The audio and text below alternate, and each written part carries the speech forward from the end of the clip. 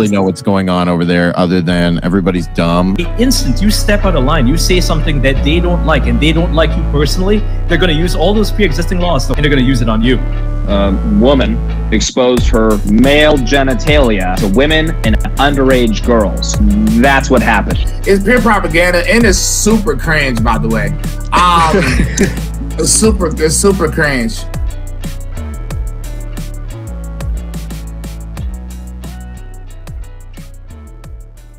From our suspension, Eric Butler, TatumReport.com.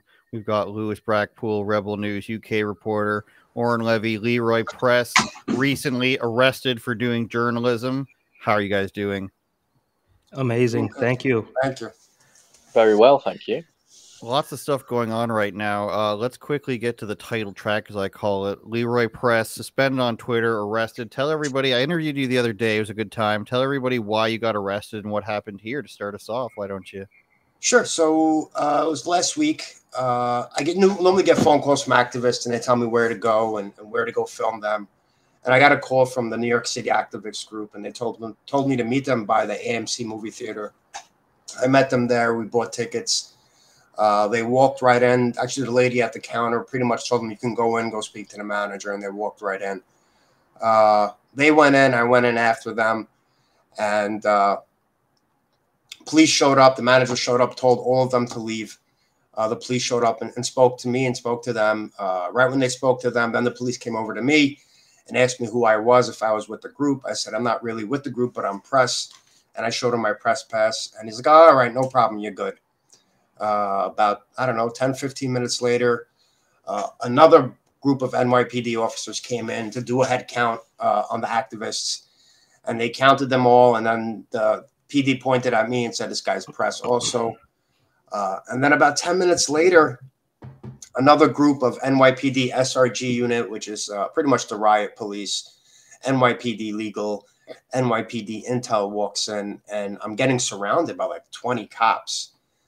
And one of the cops tell the inspector who was in control of everything that day that I'm press and that they know me. The inspector started asking me for my press pass, and I told him, "Look, here's my press pass." He's like, "You're not NYPD press.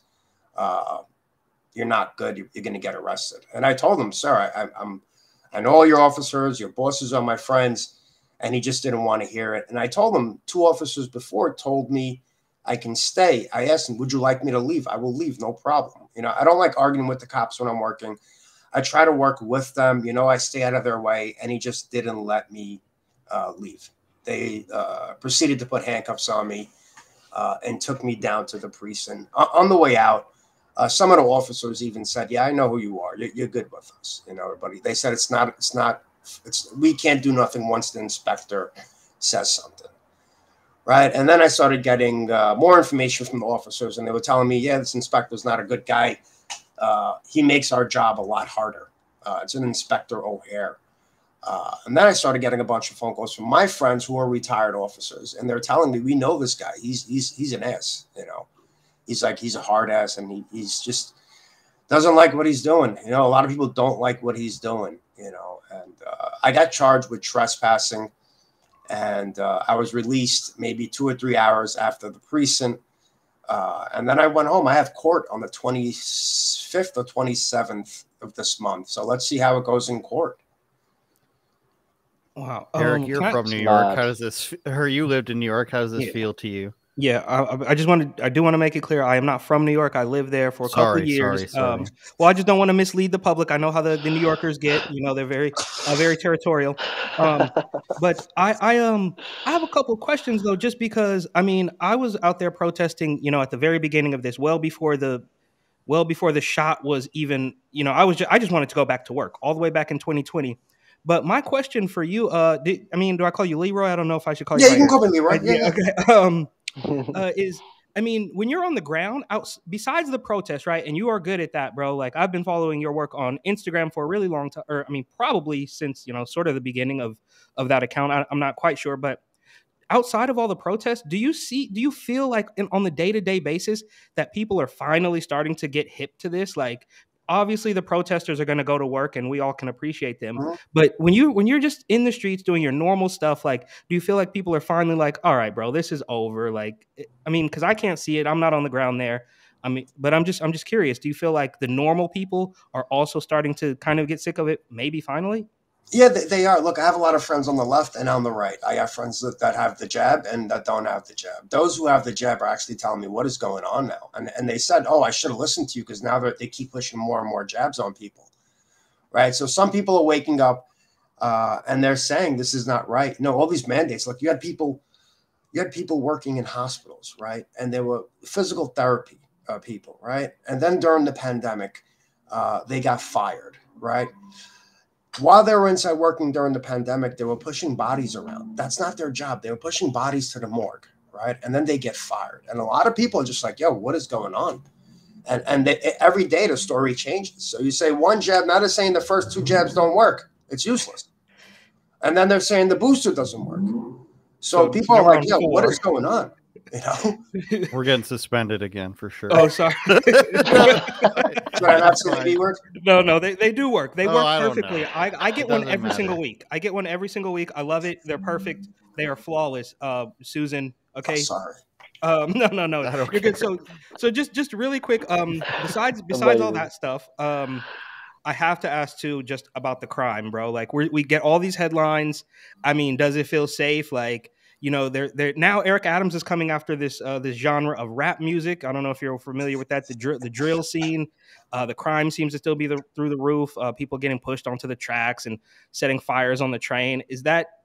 I mean, does it feel like you can still just be a regular New Yorker and just walk around, or are people on edge? Look, me personally, I'm a New Yorker. I'm 43 years old. I was born and raised in New York. I was born and raised in Brooklyn, New York. I seen New York when it was a lot worse, and I wasn't scared. I'm not going to be scared to be walking in New York. I'm not at fear. Only person I fear is God. That's the only person I fear.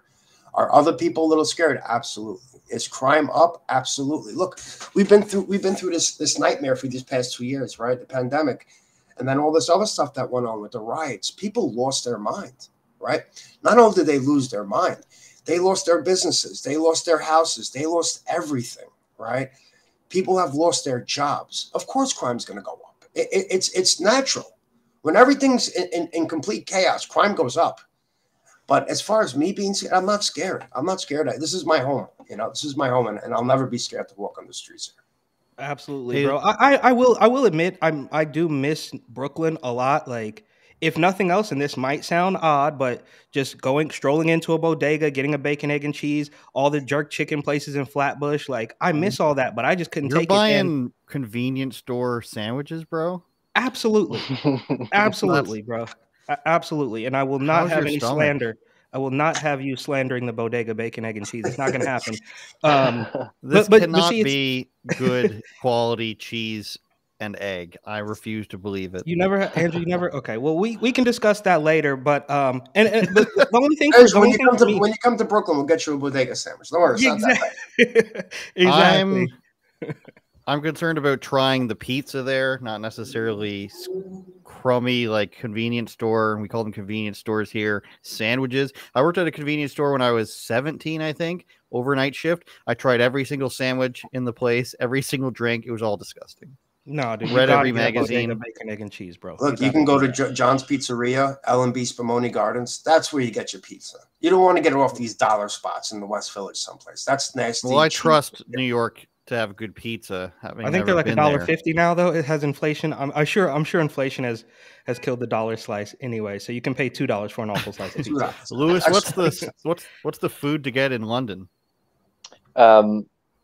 Crap, basically. No, it's all right. I think you can get some decent market stuff. But I've been to New York personally. I've been down areas of New York, and I've had the slices of pizza on the side for $1.50 or whatever. This was some years ago now. I miss that personally. I miss that. It reminds me of going on holiday personally, because we don't really have that here, like where people just do pizza slices or just like $1.50 for like, a slice when you're on a drunk night out. Like, it's perfect. It's usually just kebab shops. Oh yeah, the kebab shops. In New York, but do you guys have? We call it street meat in Toronto when it's a hot dog vendor. When Yeah, it's a they hot have them dog here. vendor, it's outside of Pretty cool. a stadium usually. They Best have thing them here. ever. They have them everywhere. I wouldn't eat it. Don't get me wrong, but a lot of people eat it. You get the dirty hot dog water. I wouldn't touch that. I personally wouldn't touch it, but a lot of people do. It's not seen as gross here. It's seen as like amazing. It's like touristy. You're from Canada, right, Andrew? Yeah. Oh, I feel bad for you guys over there. Yeah, I know. Let's get to some Canada stuff. We've got Oh yeah, because you guys are going in everywhere. the opposite direction now. I mean, right? In Boris Johnson has sort of backed off, but Trudeau definitely has not backed off. So you guys are like going in completely opposite directions at this point, huh? This is like a live stream as of 5 minutes ago, so it's like 5 minutes behind. So don't worry about the fact that it's finished. But this is Ottawa, our beautiful nation's capital, where all the terrorists are right now. Currently, the white supremacists and the terrorists are congregating here. Lincoln Jay, the reporter, you've seen him on Hannity. You've seen him on. We were trying to show this clip the other day. He was on the Hill, and the host there, who was like their DC bureau chief, asked him like 3 times about Charlottesville. It was the dumbest thing I've ever seen. And then, of all people, Jimmy Dore was defending us, so it's pretty good. And his answer was like, "Bro, I was in college at the time. I don't even know what happened actually at this event you're talking about." The Hill used to be decent, though. No, like I feel like the Hill a couple years ago wasn't that bad, and then they sort of just went off. This is the dangerous people here.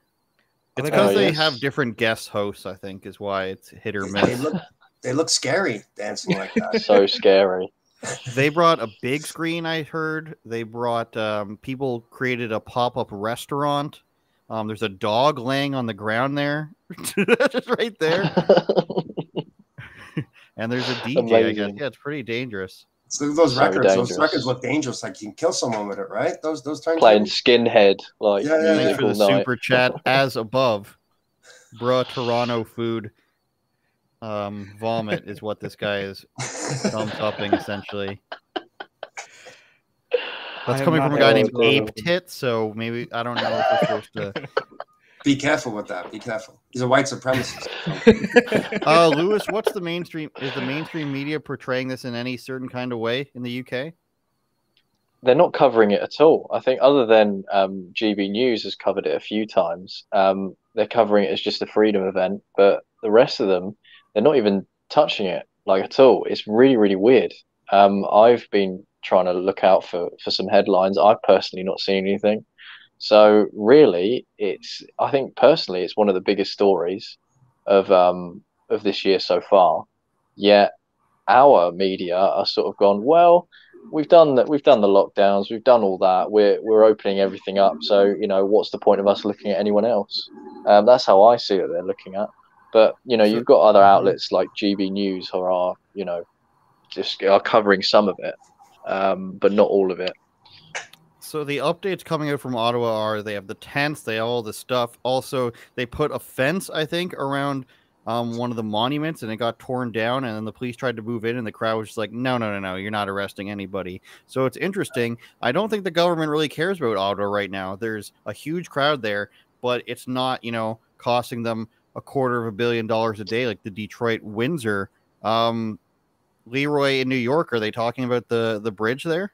They're not talking about anything over here, believe it or not. So I have friends that work, and they're suppressing it, right? That's what they're doing. I think that's one of the reasons why they got rid of me, is because I was the only one out there covering all these rallies.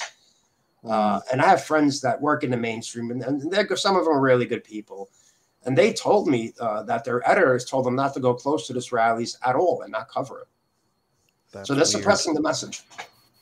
It's really weird. So yeah, the big one in Windsor, Detroit, I'll bring up for you guys in a second, because of course we have people there too. There's reports of snipers. I don't know if I saw it. I mean, there's cops on rooftops and there's cops with rifles, so I don't know if I can confirm or deny that. But basically, they moved in, and this was from earlier today. This is the most recent I could find. They had all these cops move in, hundreds. And so what happened up here in Canada, lovely country as we are, they recently created an emergency order again. And when they do that, that means they can arrest people without cause for public safety. It started under COVID, of course. There's the guys on the rooftop. I don't see any guns, which is probably why they're showing their hands. But that's a lot of cops. They said they were going to move in. The problem is, and Tucker Carlson talked about this last night, you can't just move tractor trailers. Like the Canadian military does not have the capacity for this. The Canadian government does not have the capacity for this. The police do not have the capacity for this. The tow truck drivers are saying no. So you can see they have a SWAT vehicle that looks like it's from Grand Theft Auto there. Tons of cops, but it doesn't look like anything's happening. I don't know what you guys think about this. Like, they can take, my stance is they can take, the government can take away businesses and your individual rights for 2 years and you can't say anything. But as soon as people cause, problems for Ford and Toyota, which is two of the big companies that are having issues with the bridge being blocked, all of a sudden this is not allowed. Give me some more perspective on this, you guys.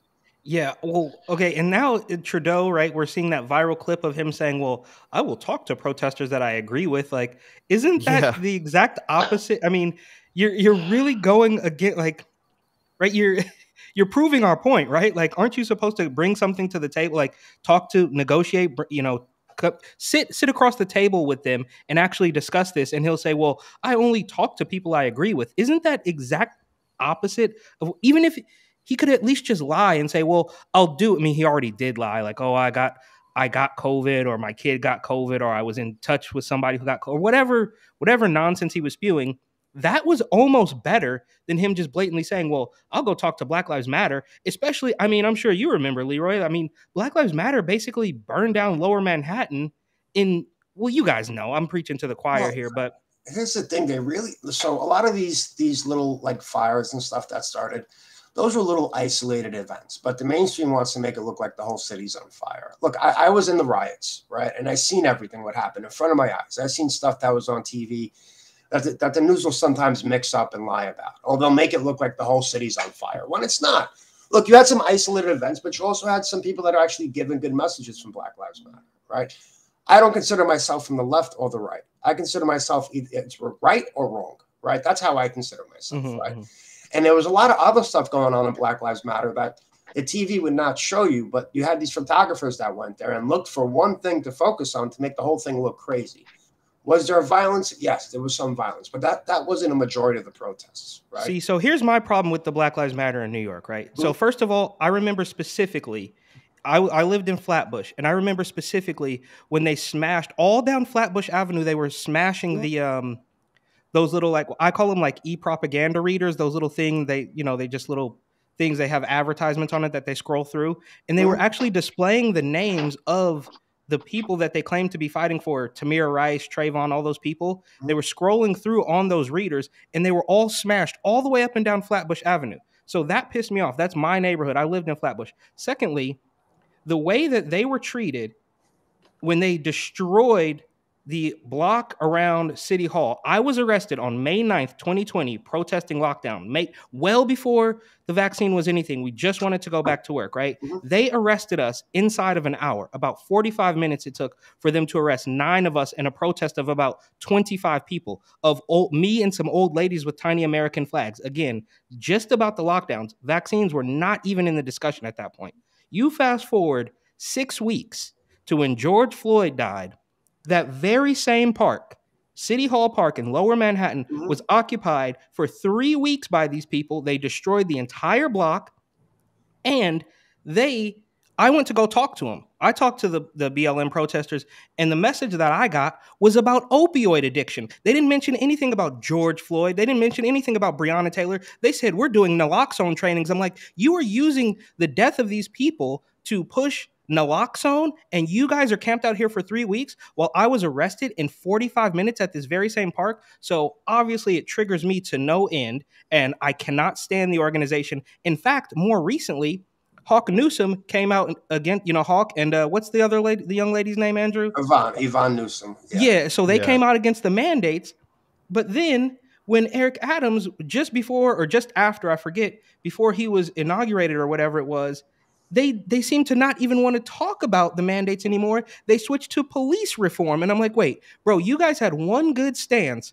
as far as fighting back against the mandates. You dropped that, and you want to make sure that Eric Adams doesn't even try to stop what seems to be like a crime spike in New York. It just all felt really it felt really inauthentic to me. And I personally can't stand them. Look, I was in that meeting with Eric Adams and Hawk Newsom. I was inside that meeting with all of them, right? He did bring up the mandates. you got to remember, I look at things like everybody has their own thing, right? Hawk Newsom spoke up. That video I saw of Hawk speaking out against the mandates, those were my videos. I personally know Hawk. He's not what the TV makes him out to be, believe it or not, right? I don't want to trash talk him because I know him, but he's not what the TV makes him out to be. Hawk is he knows how to trigger people, right? And that's what I think he gets off. And he has his own message, but when I was in that meeting, he did bring up the mandates to Eric Adams. He did. It just the news didn't want to play it, right? The news wanted to play him saying he's going to burn down the city if the cops start beating people up again. And I have the whole speech of what happened with Hawk. What he said exactly is if I think the old way of policing is going to come back and innocent kids are going to start getting beat up and pulled out the cars again, then we'll start rioting again. That's what he said. But he said a lot of other things too that the news didn't focus on. Like I got the whole speech on my Instagram.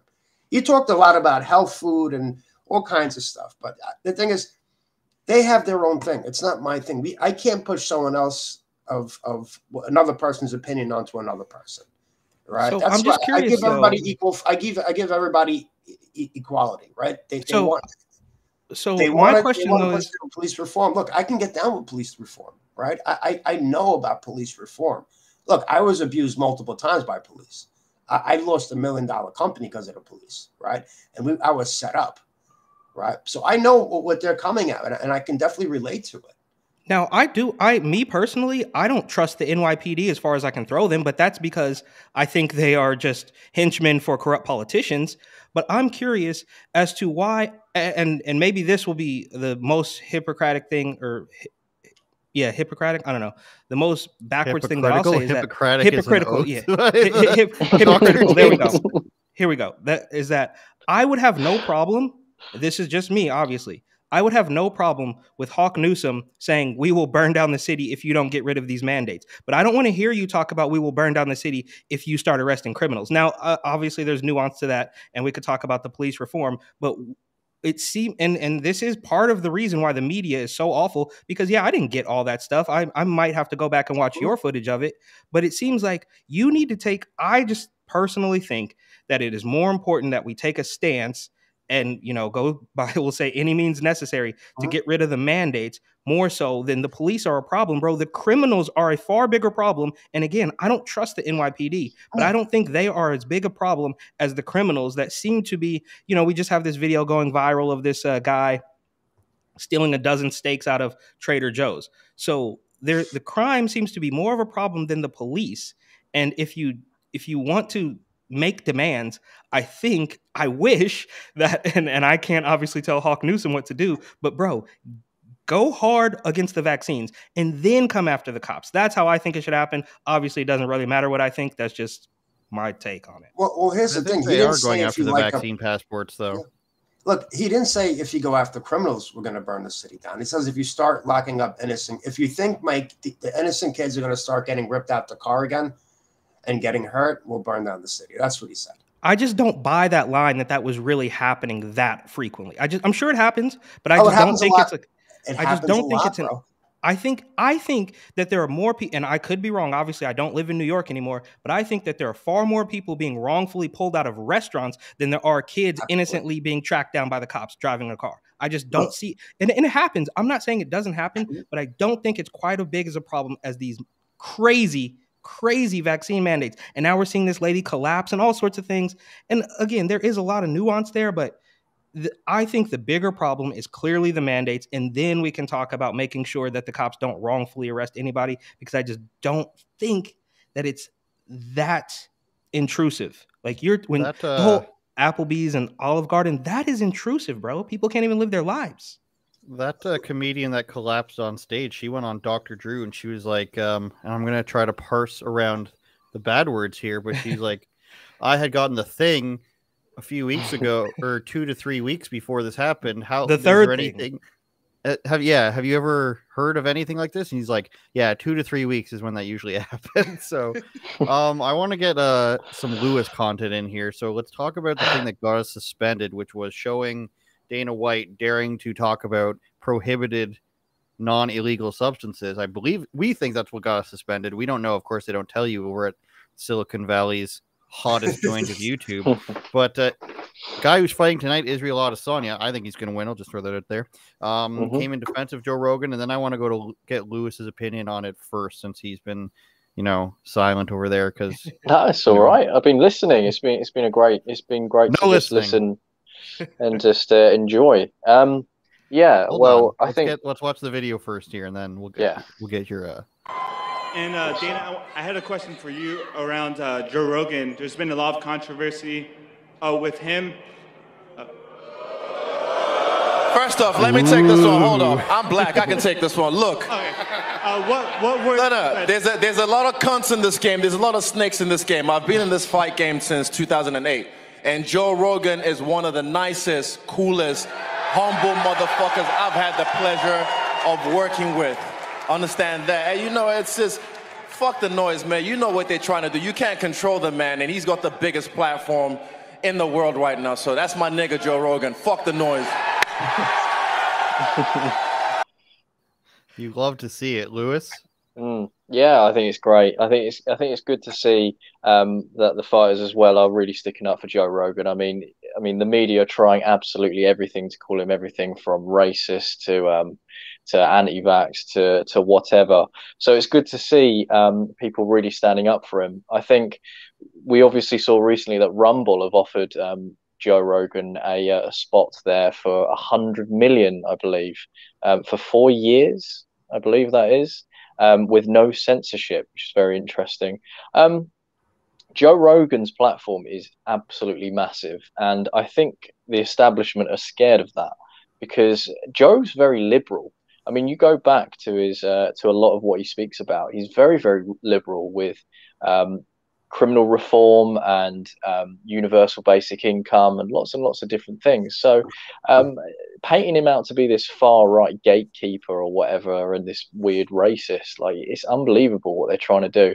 And what's funny is this compilation that's been really circulating with Joe Rogan using the N-word, taken out of context, of course. It's funny to see that it's one rule for thee and not for me. So people like the Young Turks, for example, have had that sting against them, where they had a compilation made against them for using the N-word, and of course completely taken out of context with all the clips, as we've seen. But there seems to be no outrage, and it seems to me like it's one rule for a particular side, if you will, and if you decide to stray off from the narrative, they attack you for it, no matter how big you are. And Joe Rogan is an example of that. I don't know if you guys agree on me with that, but that's my take. I think it's because Eric, he is that big. Do you think we should play the Young Turks N-word compilation? I think I just found it. Yeah, or if you have Joe Biden dropping it a couple times too, we could do that. Either way, Joe Biden's even worse. Joe Biden is worse. Joe Biden is the worst. I was talking about this on the Rebel live stream the other day with Matt Brevner, who's black, talking about this James Klug video, the reporter, where he asked people in California if they think Joe Rogan's racist. Every black person he interviews says no. Old white women say yes, of course. One of the women says that what George Floyd taught us is that we shouldn't put up with this stuff, and I'm sure Eric loves that. Loves to hear that. Well, I'm also just curious. Have we all forgotten that Joe Rogan and Dave Chappelle are like BFF, bro? They were on Chappelle's show in like 2004, 2000, whatever, a long time ago. They were on the show. They toured together. Right. Like, are we really to believe? I mean, we might be able to believe that Joe Rogan is a racist if they hadn't already thrown all the other stuff at him, right? If they hadn't come out with the misinformation and the 200 doctors or whatever it was. If they hadn't done that, they could have just jumped straight to the N-word, and then we would have been like, oh, well, he's a racist. But now it's like you just threw all this spaghetti at the wall, and you're hoping that some of it sticks, and it's all just, slid down to the floor in this disgusting puddle of, woke mob outrage. Well, let's see the Young Turks, and let's see if we get suspended for that. Well, I'm black, We're trying so hard now. It's cool. Yeah, I can say it. All right. Music's allowed. Apologize. I know these are like difficult words to hear, but words like nigger and fag. Nigger. You niggers are why I lost my job. Oh my God. He only shot a nigger. Run, nigger, run. Nigger this or nigger that.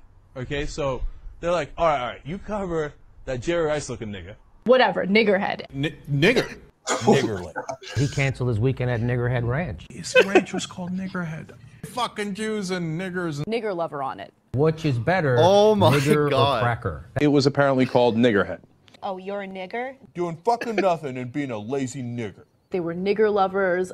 It don't give a nigger time to learn his lesson. White crackers. Yeah. Does that mean now we can say black niggers? There will never be a nigger. This is so bad. Let's just go ahead and say obviously it's taken out of context, but this is the same thing with Joe Rogan. Everything is taken out of context. So why aren't the Young Turks and their hundreds of $1 million from I forget the guy's name who invested them? Why isn't that? Oh no. Yeah, why aren't they taken off? Anybody want to touch Because- this, Eric? I think legally you're the only one who's allowed to say anything here. Well, look, it doesn't. You already know, right? I don't have to tell you exactly why. They are part of this awful establishment. Now, of course, the Young Turks are so far left that they probably. I assume I don't watch their content, but I assume that they don't like Joe Biden either. But they are still just puppets of that same regime, right? So I'm sure they will complain that Joe Rogan, or excuse me, Joe Rogan might actually make a better president. But anyways, that he didn't cancel student loan debt, so they're gonna spout off all these crazy far left things, but at the end of the day, they still work for that establishment, and that is why nobody cares. And of course, it's all taken out of context, but that's the whole thing, right? I'll be honest, I haven't seen the compilation of Joe because it doesn't matter. I don't care. But that's why they, at the end of the day, they work for the same corrupt establishment, and they can do whatever it is they want. We see it over and over again, whether it's London Breed feeling the spirit and taking her mask off, or Gavin Newsom partying at the or whatever, the AFC or NFC championship, whatever it was, the football game. They can do that. Stacey Abrams can go hang out at the classroom without a mask. They can all do it, but you can't do it because you are a stupid, I don't know, peasant or whatever you want to call it, and that's why they can do whatever they want. Doesn't matter. I think we'll limit ourselves to one of those compilations for this episode. We've got more updated video. I believe this is from Alberta. So the last two videos we showed you were within the last 10 minutes, so those were very new. This one is from 2 minutes ago. This is Alberta from the racist convoy, of course. Sheila Gunn Reid reporting there, I believe. So I'm not sure what this is talking about, but the last video we had here, this is back at the bridge. This is the scenes at the bridge as of 20 minutes ago. Isabel, our reporter, is there with David Menzies, the Menzoid. And I expected things to happen at midnight. That's what everybody thought was going to happen, was midnight was supposed to be when the emergency order came into effect. And maybe it's tonight at midnight they're waiting till. But I don't know if you guys have seen there's counter-protesters in Ottawa now. Mm-hmm. I'm going to try to find that because they are protesting for mandates. They're protesting for less freedoms, I guess. It's pretty crazy. Well, Leeroy, I wanted to ask you, what's the plan moving forward? Are you gonna keep reporting? Have they silenced you? Are you gonna sue the cops? Anything you want to say about that? Absolutely. I'm not. This is not going to stop me. This stuff only makes me stronger. I'm a stubborn New Yorker. You do something to me, I'm going to do 100 things harder to what you're trying to stop me. Right? They arrested me. They shut down my Twitter. They actually also shut down my private business that was connected to the same email as Twitter. Right? They do all of that stuff to me. But you know what? I'm stubborn. I'm just going to go harder now. Right? My videos are still going viral, even though I'm not on Twitter. You know. So that just shows you that I'm not going to stop. And that just shows you a guy with a camera phone, right? A little camera phone, how much they want him gone, right? Because I'm not going along with their narrative, right? I don't want to go along with their narrative. In journalism, you want to show the truth, right? For a long time, they said the New York scene, activist scene is all white supremacists.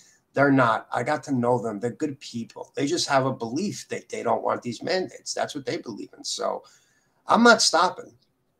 You want to arrest me? No problem. Arrest me. I have a nice lawyer, and we'll keep suing. It's a payday. Keep locking me up. I'll keep making money. Yo, so I actually, and I want to say just really quick, you are probably, I mean, obviously you don't have nobody has the platform of Joe Rogan, but what you're doing is probably just as scary simply because you are not taking, I mean, as far as I can tell, you truly are not, like, even me, like, I'm not a reporter. I'm not out there on the ground doing that type of stuff, but I would be pretty obviously like, center right. We'll say that. But I think even when people, you can't be pinned down. So they're not going to say, oh, he's right wing. Oh, he's left wing. So if you can shoot it straight, they don't want that. Even if you were on the right, they can say, well, he's a far right wing, bigot or whatever. So that would be easier to pin you down, but they're not. It's kind of like a Tim Pool thing, right? Like he's just sitting on the fence. Nobody can really pin him down. Man, I wanted to ask you because I replied, I think when you posted that screenshot of the Twitter people taking you down, and it said something along the lines of, if you try to make another one, it's only going to make it worse or something. Like that is border, like that's a scary thing. So you literally, what if you bought a new phone, got a new internet router or whatever, and you wanted to make a brand new Twitter about baking or something? Would that still not be allowed? How are they really tracking that? I guess is the question I'm asking. So what they did with my other phone is I even had an old account they took down that was connected to the same phone. And then I started a new account and they took that down also. I've emailed Twitter multiple times to ask them what is going on. The first email I got for them, and they said I was manipulating data and spamming, which I do not know how to do. I'm not that smart. I'm a smart guy, but I have no idea how to manipulate Twitter's data. I wouldn't be a reporter if I knew how to do that. Put it this way. Look, my videos got 16 million, 8 million. It was getting millions and millions of views. And what I was doing, I was getting more views than the mainstream TV, the mainstream news. And I guess that was intimidating. That couldn't happen. God forbid it happened, right? But I also got the same amount of views when I was filming Black Lives Matter. I never got deplatformed for it. Right. So like, I don't know if some people do not want me reporting on these mandate protests. But right? So if you were to just say, I was just going to say, have you reached out to any companies to be a cameraman or reporter for them? Have any of them reached out to you? I've gotten a few requests. InfoWars told me they'll make me my own channel, which I don't know if I want to go that route yet with InfoWars, because once you go on InfoWars, you're done every place else. Yeah, Caitlin Bennett told me that on my show not 4 days ago. She and like you say how many millions of views you get. She gets 600,000, 400,000, 300,000. And I'm like, are people offering, or are you going to come to another network? She's like, oh no, nobody will work with me because I was on InfoWars. It's insane. That's why I appreciate their offer, and I really do appreciate Alex's offer and the people at InfoWars. But I'm really afraid they were going to do my own channel, but I'm really afraid once I go there, I'm completely done. Like no one will ever touch me. I did get an email earlier today from some people in Canada, and they wanted to offer me a Canadian photography job in Canada doing documentaries. So I got to reach out to them too. But again, I like making money, but this is not the main reason why I'm reporting. That's the thing with me, right? Thank God I'm blessed. I have some money, right? I'm blessed, and I thank God every day I'm blessed. But my main reason to doing it is getting the message out, whether it's an honest message from Black Lives Matter or an honest message from the mandate rallies or whatever message is out there. I want to get out, right? Look, the reason why I got into reporting is because I was very curious what was going on in the Black Lives Matter protests in the beginning. And all I seen was chaos and burning on TV until I actually went there and started speaking to people, right? And it wasn't just about the chaos. It wasn't just about the fires. There was a different message out there, right? And I wanted to make sure that got out there, right? So, and that's what I did. The same thing with the mandate rallies. There's a message there that the mainstream is not covering. Look, I was at these rallies and there was like, I don't know, 15 to 20,000 people at a protest, a mandate protest. And some of the independents that are really the mainstream's bitches, right? They went there and they said it was only 200 people at this rally. And there was 15,000 to 20,000 people, right? And they painted it as 200 people. Or they would go there. I remember there was Proud Boys at a rally. There was thousands of people there. And there was 30 Proud Boys. Some photographers just focused on the Proud Boys to make it look like a Proud Boy rally. In reality, it isn't. There was only 30 of them and thousands and thousands of regular people. Right. So if I don't get a job with nobody, that's fine. I'm still doing what I really wanted to do is get an honest message out.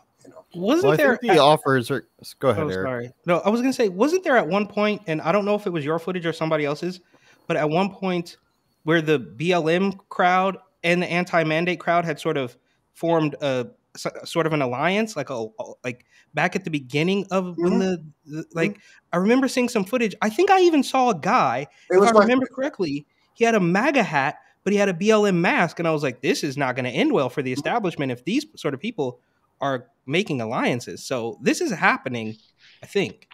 It's happening. It happened in the beginning. That was a protest with Hawk Newsom and Black Lives Matter Greater New York with the New York City Freedom Rally. And they both joined forces to have a protest for Kylie Irving, the New York Brooklyn Nets basketball player. And they got together and they did a rally, and that went super viral too. And some news networks were painting at white supremacists stormed the Barclays Center. And you would see Hawk Newsom and Reverend McCall and Hawk's sister in the front of the thing and like, white supremacists. I'm like, this is like, you got Black Lives Matter there. What the hell are you talking about? Right. So they did team together for a little while, but I guess it was too many back the blue flags, and Black Lives Matter don't like the police. So, but a lot of people in BLM, they're against the mandates. It's just a lot of them just, they can't speak up, or they're being told not to speak up. Well, they did it on my show, so kudos to them. And the reason I asked about getting job offers, because I think they'll keep coming, because this is what people want now. And if you look back to Jorge Ventura and James Klug and Elijah Schaefer, they all got picked up by big networks. And now when you look, and even though you're banned from Twitter now, if you ask people who, or like my friend, my coworker, who he would watch is you, Bigo on the scene, and then to a lesser extent I'd say Elod was out there too, but he's more, you know, like camera facing. So like this is what people want now. And the Rebel News thing is we're sending people to Ottawa in these protests, and they're just pointing a camera at stuff, and they're ending up on these huge networks too. So I think it's just inevitable, because this is what people want. And then the mainstream media is just like, why won't anyone talk to us? Why do people tell us that we're liars? And it's like, nobody knows who you are, and your job is to smear everybody, no matter which side it's on. Like, you go there and you're just like, well, this BLM right, this is a BLM riot. You go there, this is the Proud Boy riot. You go there, these are white supremacists. It's all sort of that stuff, and nobody really wants it. And I talked about the counter protest, which is very confusing here, and I want to bring that up for everybody. So on what these people want mandates and, you know, COVID enforcement, but they're gathering together in close proximity in order to protest for that. It doesn't really make sense to me. I'm going to play it here. So they're walking down the street. I don't know what their sign says. This is from above, but they've got masks on. Can you put the sound on? Can we hear what they're saying? Sure, I can do that. We're gonna have to turn it on. Oh, sorry. No, I didn't. No, it's fine. It's fine. It's not that important. I don't know what these flags are either. But we're so close together, but we want enforcement of mandates. I don't understand it. That's scary. Really that's weird. A lot of people. They want to force this stuff. Yeah, that's wow. This is in Ottawa, so they're like, don't block the streets, don't lift COVID restrictions. It's dangerous out there, but we're going to block the streets and be super close to each other. Same thing happened in Vancouver. They were going to try to drive trucks from the West Coast or East Coast, and to protest them blocking the streets, protesters then went out and blocked the streets. So it's very confusing. I don't know how organic something like this can be. And frankly, I don't even know if I believe that this is a counter protest, because of how many people, I don't know how many of these people actually know that they're in a counter protest. Maybe it's the fact that they're wearing masks, but what's it say? Watson, Trudeau, Ford, enough talk. I don't know what that means. Time to act. This is Watson. I don't know who Watson is. So I love how they're pushing for more police to work now. That's the funny part, right? First they would defund the police, FTP, ACAB, the police brutality. And now they're like, oh, send in the army to get these. I'm like looking at them. I'm like, dude, are you kidding me, bro? I was like, we were trying to have police accountability for the past 2 years, and now it's go beat people up. Yeah, and there's Elad. I saw found a protester that said "gas the unvaccinated." There's a woman walking around with that, which is really with crazy. a swastika on the sign. Like that, and it looks like she drew it on after. I'll find that. I'll find that in a second. It looked like she had that, and she went away and drew it on the sign. Elad's, there's another guy who got signed. I act like it's got drafted in the NFL, you know, but he got signed by. You get signed to like a record label. Yeah, you get like exactly.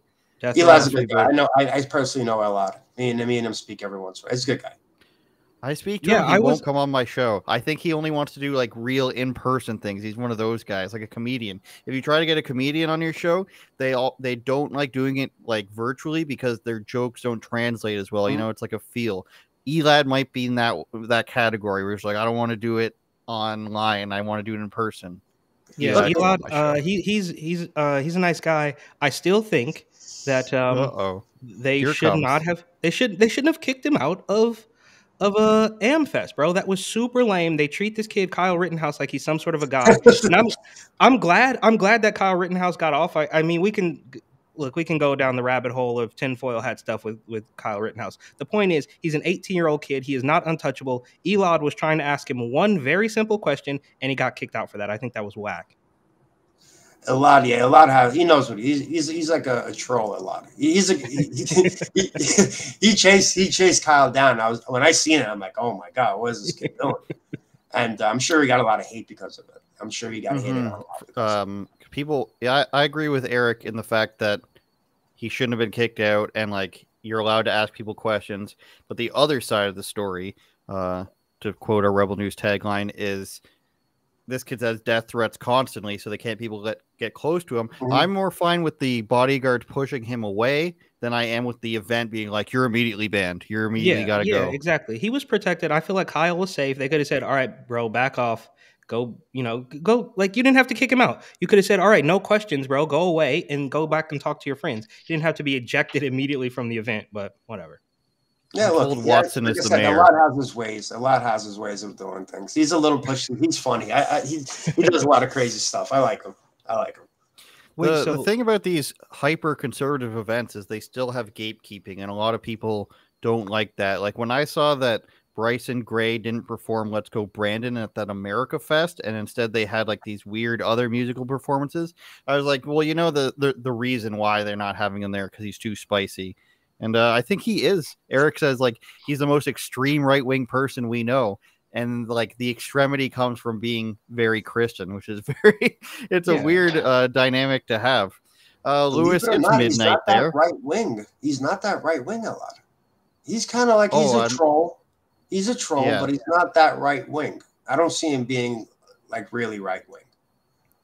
No, just traditional bloke. Yeah, exactly. Lewis, tell us why you're wearing suspenders. Well, so I like the look personally, a bit paisley as well. Do you know what I mean? We had New Yorkers on, so do you know what I mean? Like mobster style. Like I thought, yeah, why not? Dress for the occasion and all that. Wait, but no, I'm curious to know about. I mean, what was it a month ago? When did Boris Johnson say, "Okay, I'm backing off everything"? And how has anything changed? I mean, were people really obeying these rules? Have they finally breathed a sigh of relief? Like, okay, well, our government says it's okay, so we can go back. Like, what's the vibe like when that? Are there a bunch of counter protesters who are like, no, we still need to force everybody to do this? Like, what does it feel like there after that happened? It's strange because I know a lot of people personally who've never really followed the rules, which is great.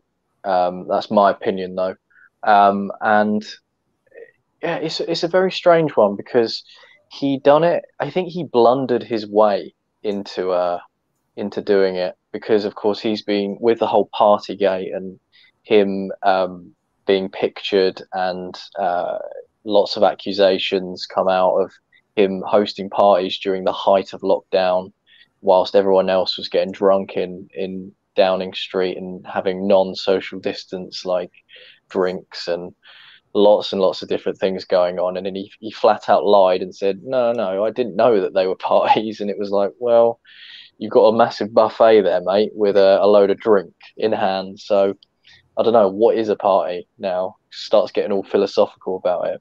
But he blundered his way into it. And I think what he's realised is his backbenchers, the people who were starting to revolt against him, realised actually you can't carry on like this. You can't be doing this, because a lot of them went against when he was trying to introduce the vaccine passport over in England, and a lot of people revolted. His own party started to revolt. 126 Tory MPs went against the vote which was very big at the time, but it wasn't enough, unfortunately. But in the end, yeah, I think late January, he just went, right, we're going to just expire this and start to get back to some sort of normality. But I think there's still a lot of work to be done. I think I mean, there is a rabbit hole to go down. The post-pandemic, you know, you could talk about the economy and the potential fourth industrial revolution that people keep talking about as well. But it's strange. It's nice. I was at a bar the other day and I sat there and I saw, I was looking around, I was having my beer with someone and I was looking around and nobody had a mask on and everyone was just laughing and chatting and having a good time. And it was the first time that I sat there and went, what year am I in? Am I back in 2019? Is it 2018 again? And that's quite sad that I had to sit there and think that. So it shows how much sort of damage and manipulation, lockdown, social distancing, all these measures have actually done to your brain and the way of thinking as well. There's going to be a lot of things after where people's own what's the word? Sorry, I've gone blank. What's the word where people are so used to doing something over and over again? Habit. Yeah, Say that again. Been like trained, they've been like conditioned. Yeah, habit. Yeah, there's going to be so many habits that need to be made redundant again from this, and it shows how messed up everything is. And obviously, we've seen the studies, the John Hopkins studies come out. I don't know if we can say that on YouTube, but we know what studies. Probably not, but we know what studies. And it just shows that there's a lot of people that need to be held accountable for all this stuff. So I don't know, man. It's really weird to see that England is somehow leading the way when I see it as just a political blunder. Mm-hmm. I'm picturing Lewis crying at the bar on a lonely Friday night. Every time. I wanted to say too, it's very similar. I think parallel to the conditioning that has happened, and you see what's happening with the kids and stuff.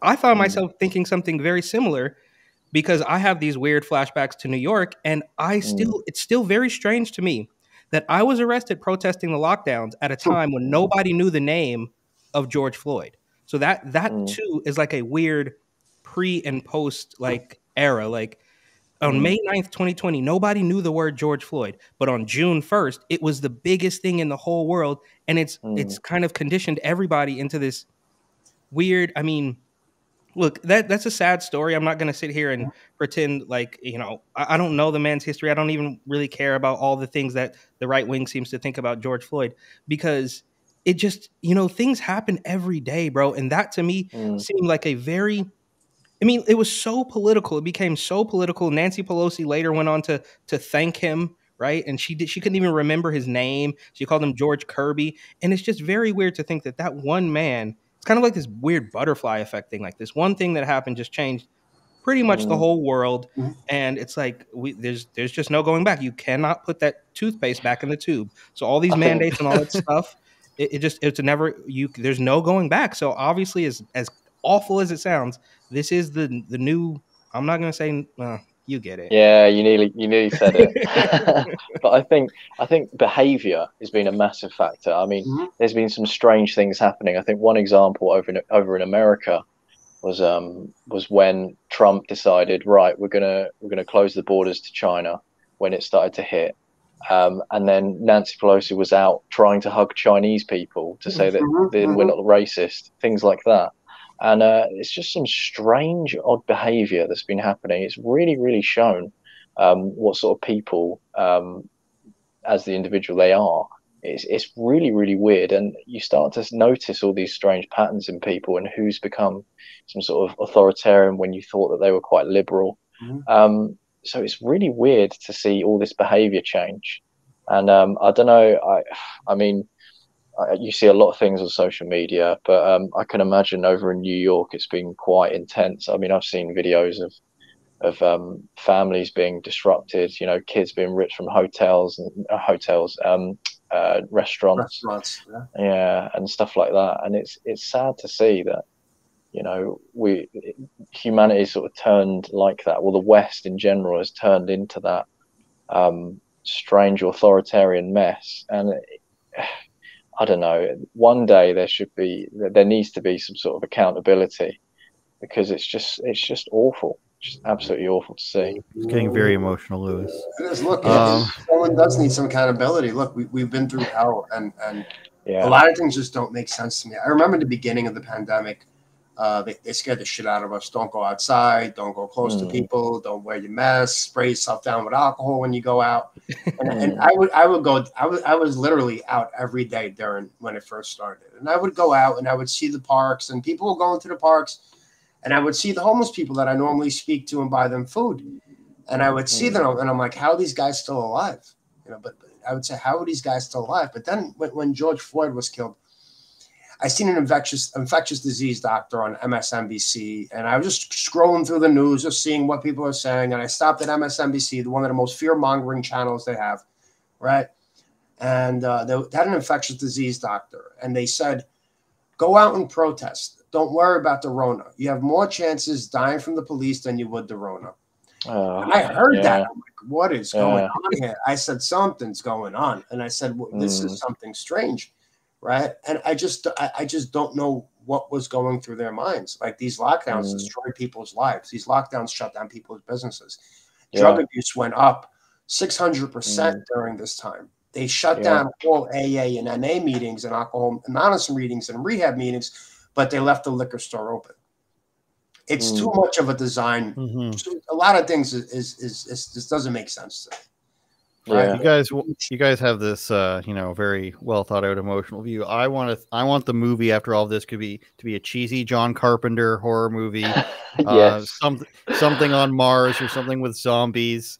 If you remember, we all might be old enough to remember. Maybe it didn't make it to the UK, but John Carpenter's Ghost from Mars, starring Ice Cube, one of the worst bad movies I've ever seen. That's what I'm hoping for. It's like we just, get somebody to play Biden, get somebody to play Trump and Trudeau, and let's just make it a hilarious, somewhat frightening but also interesting blockbuster movie. I think we've gone an hour now. We can. Lewis has got to go to bed. I want to plug everybody's stuff. Leeroy Press on Instagram. Leeroy, if you want to come back on anytime, you can. If you want to send me any footage to share, you can. Leeroy Press on Instagram, and follow his fan accounts on Twitter, of course. Wait, Leeroy, I do have. I'm sorry, just one quick question. I'm so sorry. I'm just genuinely curious. Say if you wanted to make a completely non-political, non-news Twitter, like you just wanted to focus on it's NFL IP address. Not allowed for my phone. Not allowed for wow, that to me is really scary. So if you want to be like, well, I'm starting a baking account and teaching and doing baking tutorials that has nothing to do with politics. Like an unlocked phone or something. Bryson rated it somehow because he got banned twice from Instagram, and he got like a new phone with a new IP address. You can't have it on your home Wi-Fi or wherever you got suspended from. Wow. There's got to be. You guys live in New York. There's got to be some bodega or some store where somebody's going to figure out the phone for you. Here's Eric's book. It's behind me. Love the garbage bag. Leroy, if you haven't seen this book, you might want to get it. It's hilarious because it's all New York photos. And of course, Lewis Brackpool on Twitter. Look at him. Look how handsome he is. He's British as well, if you didn't know. Follow him on Twitter at Lewis_Brackpool, which he is on all social media platforms. You can follow me on here and get the podcast every week on Twitter, on YouTube, on Switch that nobody watches on, but it's still there. Twitch. I don't even know what it's called. Thanks everybody for watching. Lewis, you want to give us your Super Bowl prediction before we go? I best not, because I might offend someone. So I'm going to keep stum. I should have brought this up earlier, but I wish I could get your take on Adele. They're mad at Adele now, right? She's. Oh yes. How do you say her name? See, now you're making me self-conscious. Adele. I don't know. Adele. Yeah, you're saying Adele, but it's okay. Well, they're mad at her because she likes being a woman, and I just thought that was strange. That's a gender I get neutral made fun of for my awards. Eric, you were watching Trailer Park Boys. They say the Canadian about on purpose, where they say a boat. I don't say it like that. What's that about, eh? All right. They say oh, I hate all of you guys. All right. Thanks everybody for joining us. We're getting more and more viewers every week. Everybody watches on Twitter, so that the only thing we can't do is dead name people, I guess, and we won't get suspended from Twitter. No anti-trans talk on Twitter. We get suspended from YouTube. Anyways, My favorite. That's my favorite thing to do. Thank you, everybody. We love you, Caitlyn Jenner. Thanks for watching, everybody. Eric, don't speak like about that about Bruce. You know, he's a good guy. Okay, can't say that. Turn it up, Jordan.